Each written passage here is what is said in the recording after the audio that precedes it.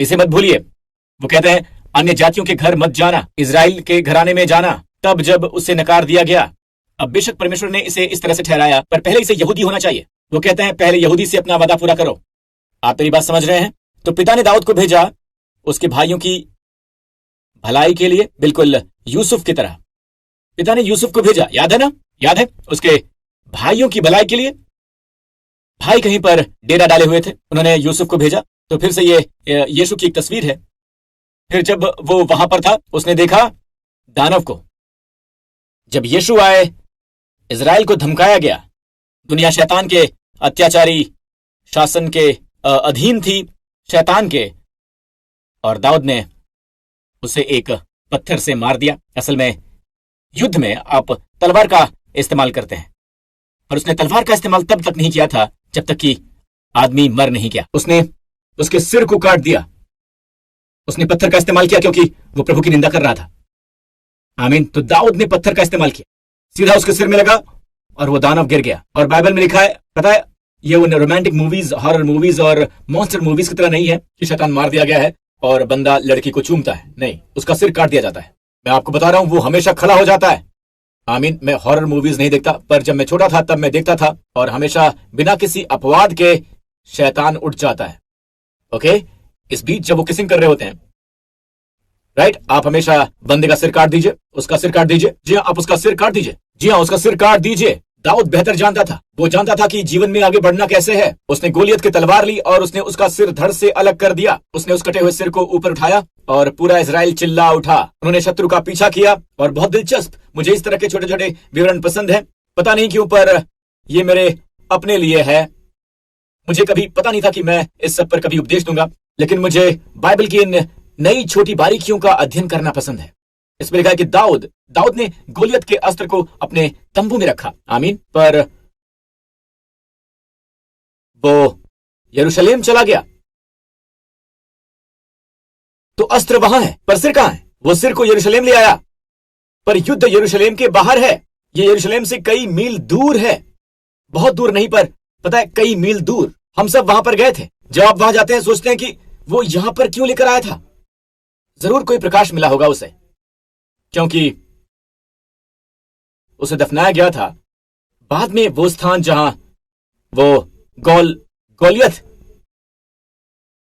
कहा जाने लगा, गोलियत की खोपड़ी ले आने के स्थान का नाम बाद में बिगड़ गया। वो वक्त के साथ स्थानों का नाम बिगड़ जाता है। ये बन गया गोत्था, खोपड़ी का स्थान। किसकी खोपड़ी?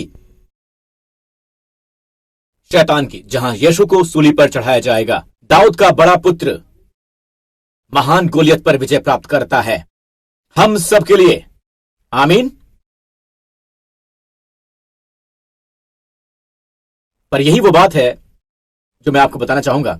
जब वो युद्ध के मैदान में था, जब गोलियत बाहर आया और उस बारे में फिर से अपनी तीखी प्रतिक्रिया और शेखी भगाड़ते हुए अभिमान से गुजरा, वो जानता था कि वो एक लड़ाकू है और कोई भी उसकी बराबरी नहीं कर सकता, इसलिए शरीर इतना बड़ा है। वो जोर से चिल्लाता है। आप बहुत आसानी से डराए जा सकते हैं, पर हमारा युद्ध प्रभु का है। ये शरीर के युद्ध पर आधारित नहीं है।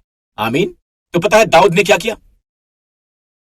बाय द वे, ये वो है जो मैं चाहता हूं कि आप देखें। भाई उसके पास आते हैं, उसके भाई योद्धा हैं, दाऊद एक चरवाहा है। यही भाइयों ने कहा, इसे देखिए, मैं नहीं चाहता कि आप ऐसा रवैया रखें।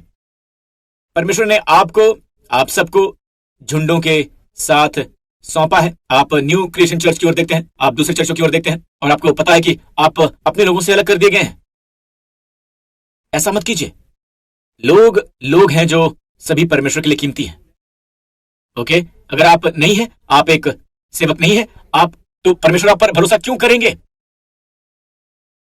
और परमेश्वर हमेशा किसी ऐसे की तलाश में रहते हैं उन्हें सौंपने के लिए जो झुंड से प्यार करता है। वो सपने में लोगों से सिफारिश करेंगे, उनके दिल में उनकी जगह जाने की इच्छा डालकर। पर अगर वो जानते हैं कि आप पोषण नहीं दे रहे हैं, आपके पास भोजन नहीं है, आपका ये रवैया है। कौन सा रवैया? भाइयों का रवैया। इस रवैये की ओर देखिए। मुझे पता है आप में से किसी के पास ये नहीं है।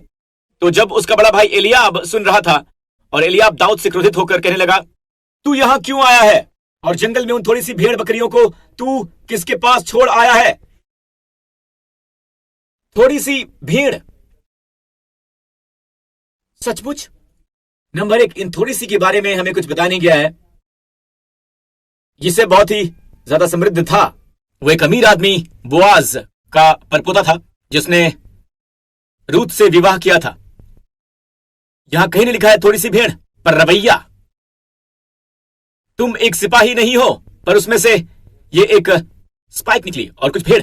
एक गैर चरवाहे की आत्मा इसी तरह होती है, बस एक झुंड। ऐसा मत कहिए। दाऊद ने झुंड के बारे में क्या कहा? दाऊद ने झुंड के बारे में क्या कहा? नीचे आइए। जब वो राजा के सामने था, यह है जो दाऊद ने राजा शाऊल से कहा। उसने कहा, तेरा दास अपने पिता की भेड़ बकरियां चराता है। वो मेरे पिता की भेड़ हैं। वो मेरे पिता की भेड़ें हैं।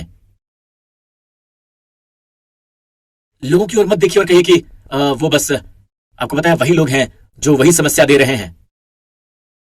नहीं, वो पिता की भेड़ें हैं और पिता उनके साथ आपको सौंप रहे हैं। आमीन। उनकी चरवाही करने के लिए। हाँ, चलो भी, प्रभु की स्तुति हो, उनकी स्तुति करो। और आप इसे दाऊद के रवैये में देखते हैं। बस एक मेमना एक शेर के द्वारा ले जाया जा रहा है। क्या उसने बस ये कहा कि खैर, क्या बस ये किसी तरह से एक शेर की जरूरत है या एक मेमने की? मुझे दूसरे बहुत से मिल गए हैं। क्या उसकी इच्छा एक को जाने देने की थी? नहीं, वो शेर के पीछे गया भाई। दाढ़ी पकड़ी शेर के लंबे बाल को और शेर को मार डाला। और उसके पीछे था भालू। राइट? तो इससे पहले कि हम जाएं, मैं आपसे पूछना चाहूंगा, आपके अंतर्मन में क्या है? आपको हाथ उठाने की आवश्यकता नहीं है, ठीक है? पर अपने झुंड के प्रति, अपने काम के प्रति, अपनी मिनिस्ट्री के प्रति आपका रवैया क्या है? क्या आप इस तरह से कहते हैं, ये थोड़ा सा काम, ये छोटी सी भेड़ें या ये मेरे पिता की भेड़ें हैं और मैं इतना सौभाग्यशाली हूं कि मुझे ये सम्मान दिया गया है। आमीन। इनकी रखवाली करने का, इन्हें पोषण देने का। मुझे पता है कि ये एक चुनौती है। मुझे पता है, बिल्कुल वैसे ही जैसे कल मैंने साझा किया। कई बार उससे पहले अजीब बातें होती हैं, पर आप इसे आत्मा को